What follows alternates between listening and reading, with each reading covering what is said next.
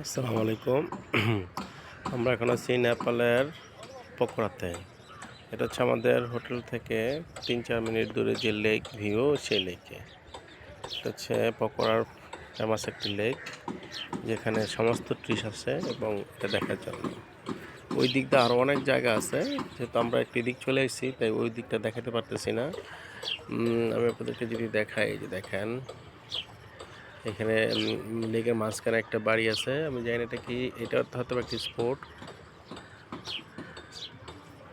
তারপর হচ্ছে এই যে উপরও একটা ইয়ে আছে, দেখা যায়। ভালো করে দেখা যায় না এখান থেকে। আমি তো দেখাই এই দুই সাইডে যে লেক।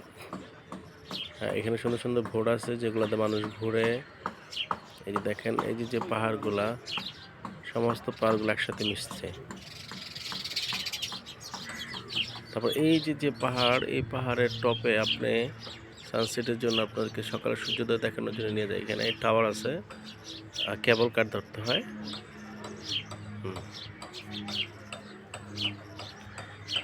অনেক সুন্দর,